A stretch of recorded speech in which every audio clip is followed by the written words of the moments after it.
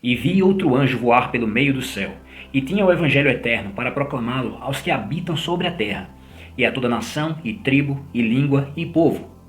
O dia do juízo final e da vinda de Cristo está cada vez mais próximo.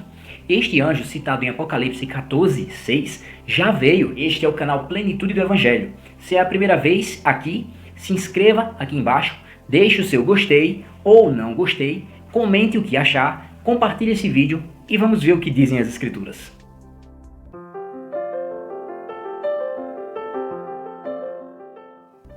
Em seu imenso amor e para nos ajudar a trilhar o caminho do Evangelho, Jesus Cristo estabeleceu sua igreja em seu ministério terreno. Devido à perseguição e à morte de Cristo e seus apóstolos, essa igreja foi tirada da terra.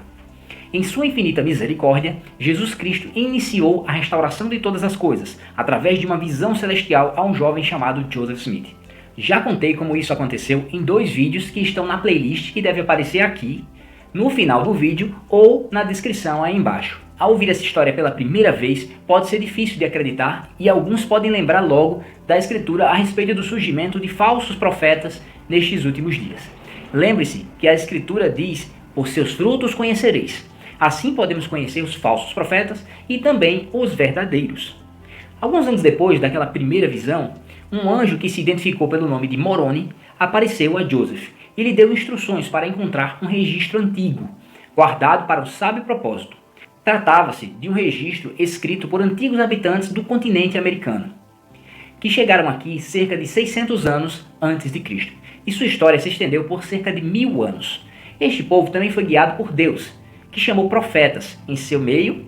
Estes profetas também previram a vinda do Messias, que nasceria de uma virgem no Oriente. Já nos primeiros capítulos, 600 anos antes do nascimento de Jesus Cristo, um profeta chamado Nefe teve uma visão da vinda do Messias. E aconteceu que vi os céus se abrirem, e um anjo desceu, e pondo-se na minha frente disse: Nefe, que vês tu? E eu respondi: uma virgem, mais bela e formosa que todas as outras virgens.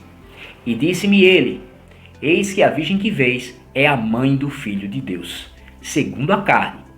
E depois dessas palavras disse-me: olha, e olhando vi o Filho de Deus caminhando entre os filhos dos homens, e vi muitos se prostrarem aos seus pés e adorarem-no.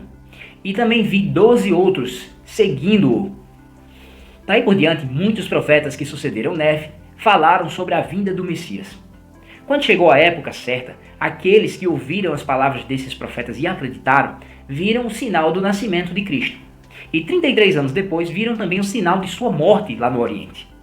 Ainda em seu ministério mortal, Jesus tinha dito aos seus discípulos, em João: ainda tenho outras ovelhas que não são deste aprisco. Também me convém conduzir estas, e elas ouvirão a minha voz, e haverá um rebanho e um pastor. Após sua ressurreição, Jesus Cristo visitou essas ovelhas do continente americano. Quando estavam reunidos nas proximidades de um templo numa terra chamada a Terra de Abundância, ouviram uma voz vindo dos céus dizendo: eis aqui meu filho amado, em quem me comprazo e em quem glorifiquei meu nome. O Senhor então desceu no meio deles e ministrou pessoalmente a eles. E em meio ao seu ministério, ele declarou: em verdade vos digo que sois aqueles de quem falei. Tenho também outras ovelhas que não são deste aprisco. Também devo conduzir estas, e elas ouvirão a minha voz, e haverá um rebanho e um pastor. Este relato não foi escrito por Joseph Smith, mas traduzido pelo dom e poder de Deus como um fruto de seu trabalho. Como os 1000 anos de história foram compilados em meados de 400 depois de Cristo por um profeta historiador chamado Mormon, o livro recebeu seu nome e é conhecido hoje como o Livro de Mormon, outro testamento de Jesus Cristo. E não se trata de outro evangelho, mas sim da plenitude do evangelho de Jesus Cristo trazida à terra em cumprimento à profecia em Apocalipse 14:6, dando continuidade aos tempos da restauração de todas as coisas, conforme profetizado em Atos 3:21, iniciando isso com a primeira visão de Joseph Smith. Uma escritura com significado especial para mim no livro de Mormon está em 1 Nefe, capítulo 3, versículo 7, onde um profeta chamado Leí deu uma tarefa a seus filhos, que reclamaram por achar que essa seria uma tarefa muito difícil. Mas um deles era muito obediente e não reclamou. Ao invés disso, ele disse: eu irei e cumprirei as ordens do Senhor, porque o Senhor nunca dá ordens aos filhos dos homens sem antes preparar um caminho pelo qual suas ordens possam ser cumpridas. Definitivamente, o livro de Mórmon testifica da veracidade da Bíblia Sagrada. E existem outras profecias na Bíblia a respeito do surgimento do livro de Mórmon também. Por exemplo, em Ezequiel 37 e Isaías 29, que podemos explorar posteriormente.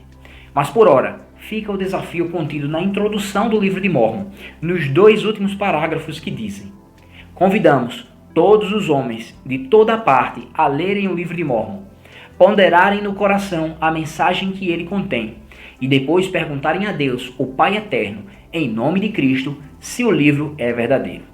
E os que assim fizerem e perguntarem com fé, obterão pelo poder do Espírito Santo um testemunho de sua veracidade e divindade.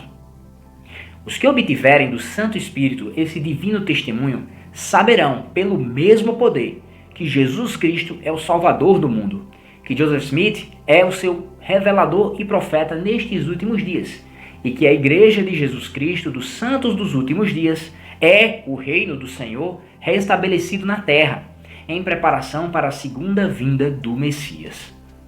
Eu fiz isso. Eu descobri essa verdade incrível e te desafio a fazer o mesmo. Em nome de Jesus Cristo.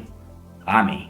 As escrituras e outros links para saber mais estão na descrição do vídeo. Este é o canal Plenitude do Evangelho. Se é a primeira vez aqui, se inscreva aqui embaixo, deixe o seu gostei ou não gostei, comente o que achar, compartilhe esse vídeo e vamos ver o que dizem as escrituras.